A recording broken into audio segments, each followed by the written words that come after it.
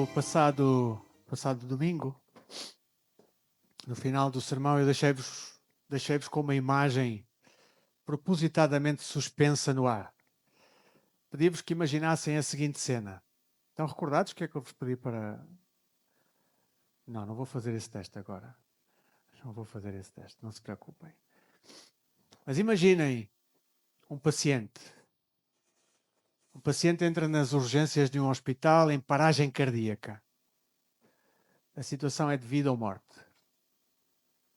O médico de serviço, movido por compaixão e movido também pelo seu juramento, não é? Os médicos fazem um juramento de salvar as vidas. Ele corre imediatamente para reanimar e salvar a vida daquele homem. Mas de repente, o administrador do hospital entra na sala, coloca a mão no peito do médico e diz: "Alto, doutor, não pode intervir agora. Hoje é feriado." O nosso regulamento interno proíbe. Não pode haver intervenções de emergência neste dia. A burocracia não o permite. Qual seria a vossa reação perante uma cena destas? Já se conseguiram imaginar numa situação destas em que vocês ou um vosso querido está numa situação assim? É de indignação, não é? Revolta. É um absurdo. Isto é um absurdo. Um sistema que valoriza mais um regulamento de calendário ou uma burocracia humana do que propriamente a vida de um ser humano a morrer à sua frente. É um sistema que está doente. É um sistema que está cego. É um sistema perverso. Pois bem, preparem então os vossos corações, porque foi exatamente este cenário absurdo que Jesus enfrentou. Esta ideia de colocar regras acima da compaixão vai ser o fio condutor da nossa mensagem de hoje. E o contexto, ao longo do capítulo 2, nós falávamos isso nestes últimos sermões, a tensão entre Jesus e os líderes religiosos, ela tem vindo a subir de tom, de forma vertiginosa. Jesus, segundo ele, já cometeu blasfémia, ao perdoar os pecados de um paralítico, já chocou a sociedade ao sentar-se à mesa com os pecadores, com a escória, e já destruiu aquela tradição pesada, aquela tradição fúnebre da religião, ao dizer que os seus discípulos não jejuavam porque eles estavam numa festa com o noivo. Estavam na festa de casamento com o noivo. E hoje o nosso rei, ele vai tocar na ferida mais profunda, no pilar mais inegociável e sagrado daquela estrutura religiosa da época. Deus tinha dado aos judeus o sábado. E o sábado era a marca da sua identidade nacional. Deus deu este sábado como um dia de descanso, um dia de bênção. E isso está muito claro em Êxodo 20. Mas os fariseus, os rabinos, eles criaram uma cerca à volta da lei. Eles adicionaram, eles acrescentaram regras à lei. E eles transformaram o que era para ser uma bênção de Deus num fardo pesado, num fardo legalista.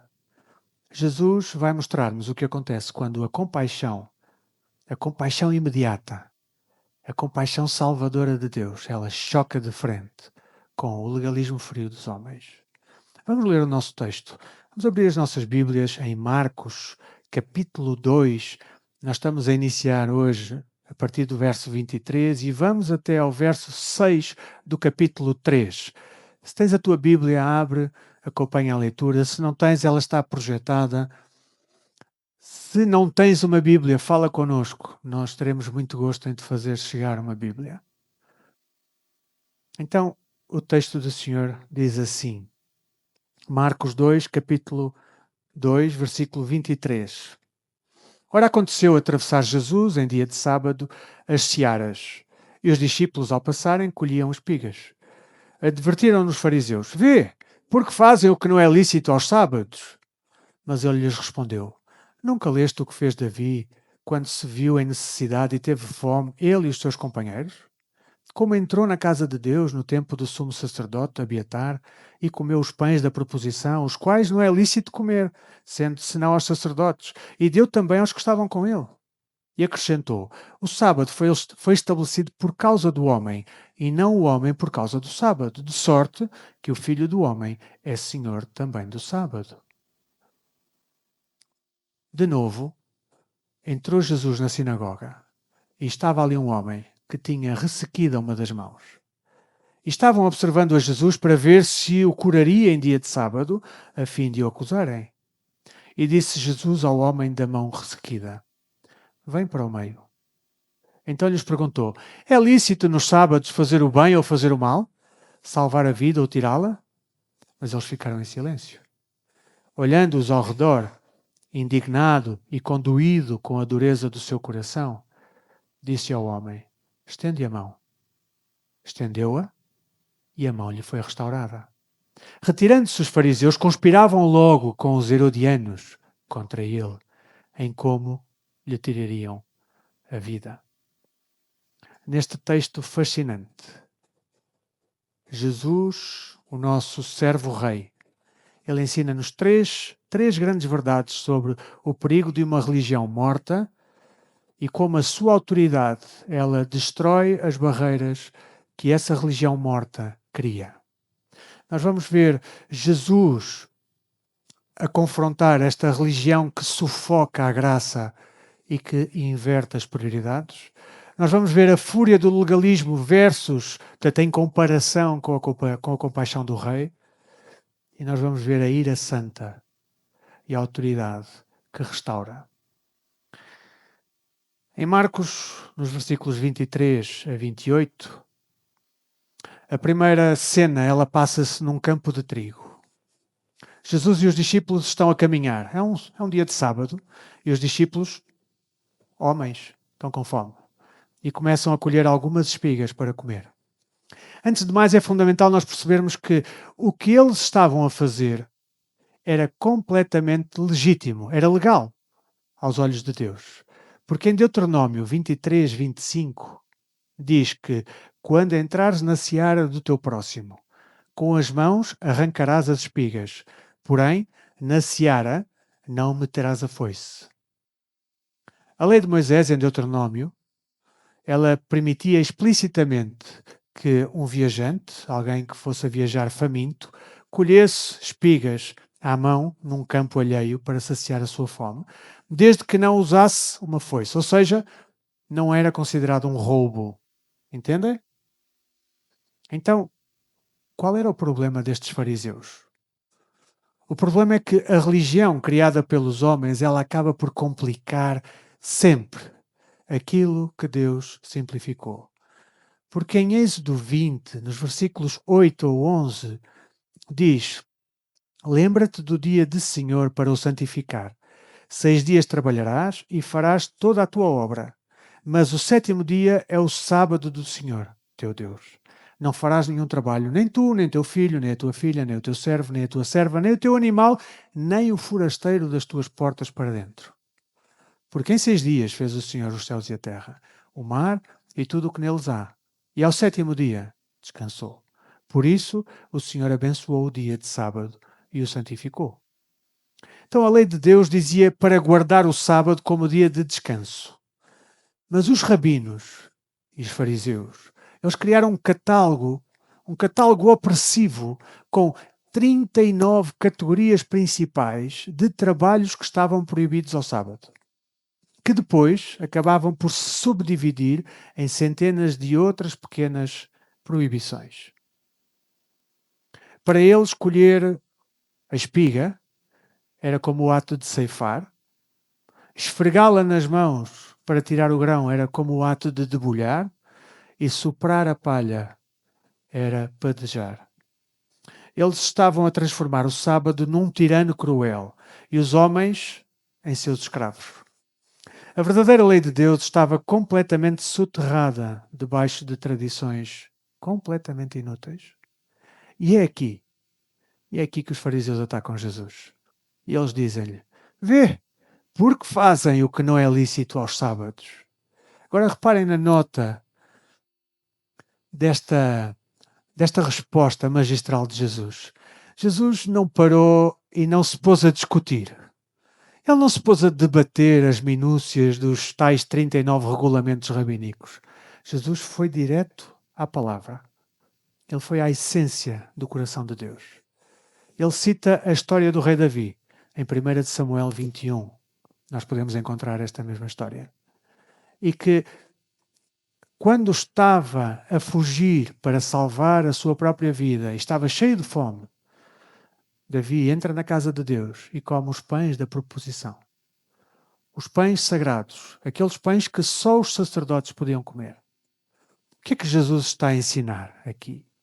Jesus está a ensinar-lhes que a religião humana, ela odeia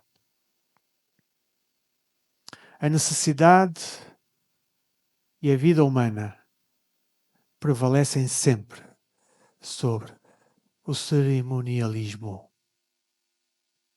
Misericórdia maior do que a cerimónia. A misericórdia, ela triunfa sobre o sacrifício. O nosso Deus, ele é um Deus de misericórdia. O culto que lhe prestamos, ele acaba por perder todo o sentido se nos tornarmos cegos à dor daqueles que choram ao nosso lado. E no versículo 27 de Marcos 2, 27, Jesus profere uma das frases mais libertadoras da Bíblia. Jesus diz assim: o sábado foi estabelecido por causa do homem e não o homem por causa do sábado. Ou seja, Deus deu o sábado, Deus deu o dia de descanso. Para quê? Como bênção, para abençoar o homem, para o manter saudável, para que pudesse ter tempo para desfrutar, para meditar alegremente nas obras do seu Criador. Deus não criou o homem para ser uma máquina cumpridora de regras de calendário. Deus não criou o ser humano para ser um escravo da instituição religiosa. A religião, ela inverte as prioridades. Ela usa as pessoas para manter a instituição. Ela ama mais o sistema do que propriamente as pessoas.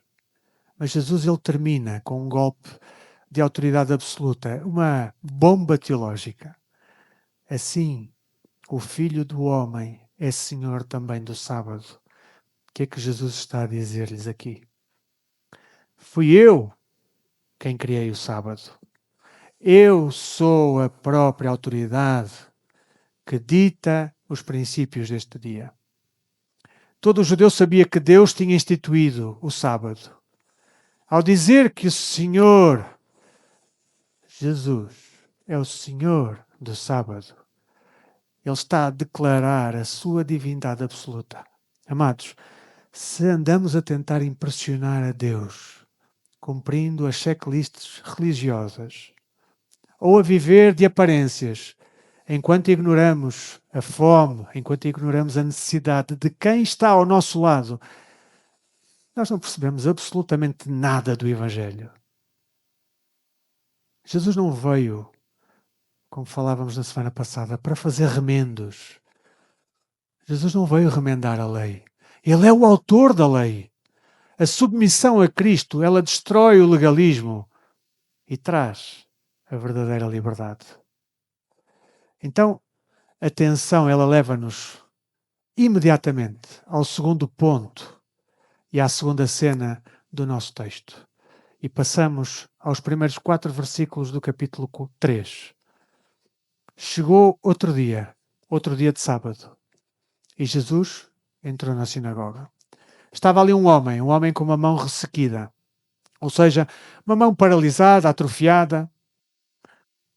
Creio que todos nós já vimos alguém nessa condição. Escondidos na multidão estavam os fariseus, de binóculos. Os fariseus estavam ali. A Bíblia diz que eles estavam ali para observar Jesus. A tensão está no ar. Reparem, eles não foram à igreja, eles não foram à sinagoga, eles não foram à igreja naquele sábado para prestar adoração a Deus. Eles não foram para ouvir as palavras de vida. O coração deles estava tão envenenado pela religião que eles foram ao culto com um único propósito: espiar Jesus para ver se ele cometia o crime de curar alguém no sábado. Para quê? Ahá! Encontramos. Já temos como o acusar. Para a tradição farisaica, aquela regra ela determinava que só se podia prestar auxílio médico no sábado se quê? Se a pessoa estivesse em risco iminente de morte. Eu sei, eu exagerei no meu exemplo inicial, mas tinha que chocar de alguma maneira. A lei previa que se a pessoa estivesse em risco iminente de morte, ela podia ser intervencionada, mesmo no sábado. Como uma mão paralisada tendencialmente não mata ninguém, aos olhos da religião, o que é que acontece? Aquele homem, ele fica assim até domingo. E quem é que está a falar? É o nosso administrador do tal hospital a proibir a cura. Para percebermos o quão absurdo o legalismo pode ser, partilho com vocês um episódio real, passado num hotel em Jerusalém. Um amigo estava lá, hospedado, e durante o sábado, ele entra no elevador para ir para o seu quarto. E, naturalmente, o que é que nós fazemos quando entramos no elevador? Esticamos a mão para tocar no botão para escolher o andar, certo? Imediatamente, uma senhora judia, ortodoxa, bateu-lhe na mão e disse: Não! Shabat, Shabat. Porquê? Porque a religião, ela ensinava que carregar num botão iria fechar um circuito elétrico, o que iria criar uma pequena faísca. E a lei proíbe acender fogo ao sábado. Vejam como algo bom acaba por se transformar numa prisão. E era exatamente isso que Jesus estava a combater. Amados, o nosso rei, ele não se intimida. Ele podia ter esperado pelo pôr do sol. Não, Jesus não podia ter esperado. Porque o amor não agenda socorro. Jesus toma a iniciativa e Jesus diz ao homem: vem para o meio. Vem para o meio. Jesus expõe a situação à luz do dia. Ele coloca o doente no centro das atenções, porque para Cristo as pessoas importam mais do que o orgulho de quem manda. E depois ele vira-se para os religiosos e faz-lhes a pergunta fatal: é lícito nos sábados fazer o bem ou fazer o mal? Salvar a vida ou tirá-la? E a ironia e a profundidade desta pergunta é de rasgar a alma. Jesus está a expor a hipocrisia letal daqueles homens. Porque se no Antigo Testamento Deus exigiu que fizéssemos o bem, alimentando e libertando o oprimido, porque seria errado fazê-lo no dia dedicado a honrarmos a Deus. Se Deus permitiu e exigiu que fizessem o bem, alimentando e libertando o oprimido, como seria errado fazê-lo no dia que nós dedicamos a honrar a Deus? Mais ainda, Jesus estava ali na sinagoga a planear fazer o bem, a planear salvar aquele homem. E os fariseus, no entanto, estavam ali sentados na igreja, num dia sagrado, a planear fazer o mal, a maquinar como haveriam de matar Jesus. Quem é que estava de facto a quebrar o coração do sábado? Jesus ou os fariseus? E o texto diz: eles ficaram em silêncio. Ficaram em silêncio porquê? Porque eles sabiam que se respondessem, eles estariam a condenar-se a si mesmos. Eles preferiram o silêncio cobarde, a terem de admitir que aquele sistema de filtros aquele sistema de aparências, estava completamente podre. Versículos 5 e 6. É aqui que nós chegamos ao clímax deste episódio. Olhem com atenção para o versículo 5. Olhando ao redor, indignado e conduído com a dureza do seu coração, disse ao homem: estende a mão. Estendeu-a e a mão lhe foi restaurada. Esta é uma das raras passagens onde nós vemos o Senhor Jesus expressamente dominado por duas emoções fortíssimas e aparentemente contraditórias: a ira e a tristeza. Marcos descreve com a vivacidade da testemunha ocular, Pedro, não é? Jesus olhou ao redor com indignação, com raiva, mas ao mesmo tempo ele estava entristecido com a dureza do coração daquelas pessoas. Família, é possível termos ira e não pecar. Em Efésios 4, nos versículos 26 a 27, o apóstolo Paulo diz: irai-vos e não pequeis. Não se ponha o sol sobre a vossa ira, nem deis lugar ao diabo. Então, a ira de Jesus, ela não era um ataque de raiva descontrolada porque lhe tinham ferido o ego de Jesus. Não.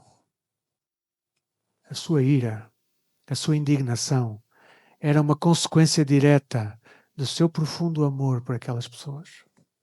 Ele ficou irado porque aqueles ritualistas, aqueles líderes religiosos, eles estimavam muito mais a burocracia, o regulamento interno de uma sociedade regida por homens, do que propriamente a alegria, o alívio da restauração da saúde de um ser humano que sofria. Eles tinham o coração de pedra, um coração obstinado, um coração insensível. E no texto original no grego, a estrutura verbal ensina-nos algo belíssimo sobre o caráter de Jesus. A sua ira foi momentânea. Foi um ato focado naquela injustiça. Mas a sua tristeza e o seu pesar profundo pela alma deles era uma condição contínua. A ira foi um momento, mas a tristeza, o pesar profundo pela alma daqueles homens, era uma condição contínua. Jesus sentiu pena até daqueles fariseus que o queriam matar. Um pesar profundo e contínuo pela dureza, pela obstinação e pela cegueira espiritual daqueles homens. Mas a compaixão de Jesus, ela não fica apenas pelo sentimento. Jesus podia ter sido tomado por aquela dualidade de sentimentos. Já nem sei o que fazer. Não, Jesus agiu imediatamente. Ele virou-se para aquele homem e ele deu-lhe uma ordem. Reparem, não está lá escrito no texto, mas eu acho que vocês vão facilmente chegar a isso. É uma ordem que era humanamente impossível de cumprir. Aquele homem tinha uma mão ressequida. E Jesus diz: deixa cá ver o teu braço. É isso que Jesus diz? Jesus diz: estende a mão. Um homem tinha a mão atrofiada. Ele não ia conseguir estendê-la. Mas quando o nosso rei dá uma ordem, a sua palavra, ela carrega a autoridade, ela carrega o poder necessário para que possamos obedecer. Então a obediência, ela resulta numa cura completa e instantânea. A mão foi restaurada. E tudo foi feito sem que Jesus quebrasse qualquer regra verdadeira de Deus. Porque ele não precisou de tocar naquele homem. Nem sequer de trabalhar, ou seja, ele não teve de fazer qualquer procedimento médico. Ele apenas falou. O poder soberano sobre a vida pertence a ele. E a reação da religião a este milagre glorioso é a prova final da sua falência. O versículo 6 diz que os fariseus saíram dali E com os herodianos, logo começaram a conspirar contra Jesus, procurando ver como o matariam. Reparem como é incrível. O milagre da graça não tocou o coração destes homens. Eles ficaram furiosos porque sofreram uma derrota humilhante. Eles foram expostos diante de todos na sua teologia de aparências. E o que é que eles fizeram? Uma aliança impensável. Porque os fariseus, que eram os religiosos super conservadores, os nacionalistas judeus, aliam-se aos herodianos. Quem eram estes? Eles eram os defensores da política secular de um império romano e do rei Herodes. Entre eles não havia amizade. Eles odiavam-se mutuamente. Eles eram inimigos. Contudo, aqui nós vemos como aquele ditado que o mundo diz imperou. O inimigo do meu amigo é. Eu sei que não é isso que o povo diz. O povo diz normalmente, amigo do meu amigo é. Mas nós já vimos isto muitas vezes. Duas partes completamente inimigas, mas têm um ponto comum que querem aniquilar. Então estas duas inimizades tornam-se amigas. E foi isto que aconteceu aqui. O ódio pela graça de Jesus acabou por unir estas duas fações opostas. Eles estavam dispostos a pôr de lado as suas diferenças. Para quê? Para destruir o Salvador. Tudo servia para aniquilar a graça daquele que estava a expor os seus corações. E quando confrontados com o reino, os hipócritas preferem matar a fonte da vida. Preferem fazer isso a abrir mão do seu orgulho. Amados, o que é que este embate violento entre o Senhor do Sábado e o hospital absurdo da religião nos exige a nós, hoje? Exige-nos, mais uma vez, uma mudança radical de mente. Jesus, ele não é um sistema de regras que tu tens que cumprir para o impressionar. Ele é o Rei. Ele é o Rei que te convida para a vida.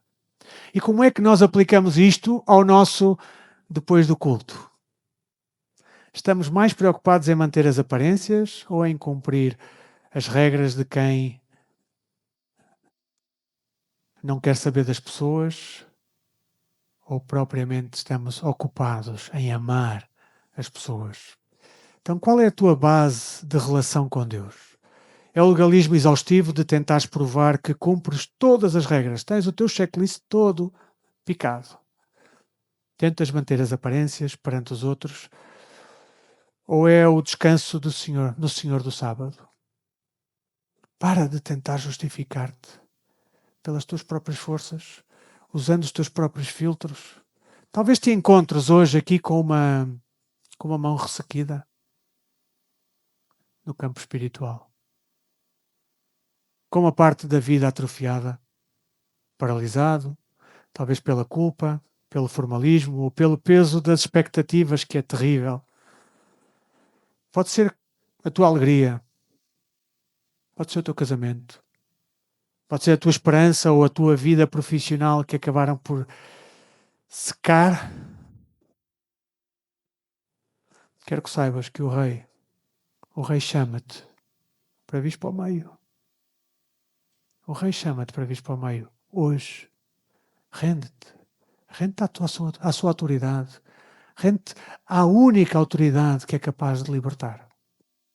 Estende-lhe a tua vida. Ele tem o poder absoluto para restaurar a vida imediatamente. E como é a tua casa? Ele é um lar onde a tua família vive sob a pressão de ter de ser perfeita, de não poder cometer falhas, ou cheia de regras, onde os teus filhos ou o teu cônjuge sentem que o amor é cedido à condição? Ou o teu lar é um lugar de graça, onde a necessidade e a compaixão vêm primeiro? O sábado foi feito para abençoar o homem. Que as regras da tua casa, elas possam servir para fazer a tua família florescer e não para a sufocar. E quando nós chegamos ao domingo para nos reunirmos, será que nós vimos como os fariseus? De braços cruzados, com ânimo de crítica, armados com um bloco de notas, não é o teu, Marta, o teu é bom, mas armados com um bloco de notas para julgar aquele... não tomou banho hoje. Ui, tão mal vestido que ele vem. Ui, canta tão desafinado.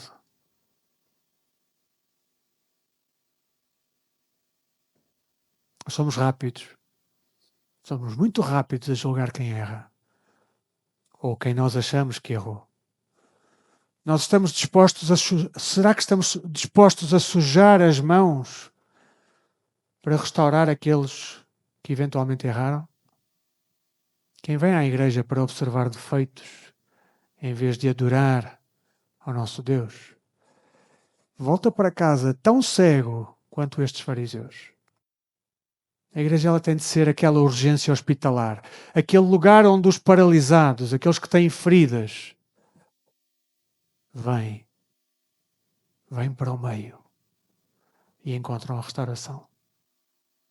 A nossa fé e o nosso amor, eles têm de ser práticos. Nós temos de meter as mãos na massa para fazer o bem, para salvar vidas lá fora, no mundo. A compaixão, o amor, meus amados irmãos, ela não tira folgas. O verdadeiro cristianismo, ele não é um conjunto de proibições, mas é uma vida de amor, a vida de amor prático ao próximo. O convite que te faço hoje é que abandones o teu fariseu interior. Não te ofendas. Todos nós temos esta figura do fariseu interior. Se nós analisarmos bem, todos nós temos. Abandona o teu fariseu interior e descansa plena e imediatamente no Mestre. E se hoje nós ficamos maravilhados e fomos confrontados com a forma como Jesus atrai os doentes, como Ele destrói o sistema religioso impiedoso, preparem-se para o próximo domingo. Se acharam que hoje foi bom, o próximo domingo vai ser melhor. É que a fama do nosso Rei, ela vai explodir de tal maneira que uma multidão incontrolável vai quase que esmagá-lo à beira-mar, ao ponto de ele precisar de um barco para não ser esmagado. E é no meio desse caos que ele vai escolher os seus 12 discípulos. Contudo, o mais chocante ainda está para vir. A própria família biológica de Jesus vai sair de casa. Não é para o abraçar, é para o prender, dizendo: ele enlouqueceu de vez. O que é que acontece quando seguir a Cristo nos custa o entendimento, nos custa o apoio da nossa própria família? Quem é, afinal, a verdadeira família de Jesus? É isso que nós vamos descobrir no próximo domingo, no seguimento do texto em Marcos 3. Meus queridos, o reino chegou e o reino não pode esperar. Que o Senhor a todos nos abençoe. Amém?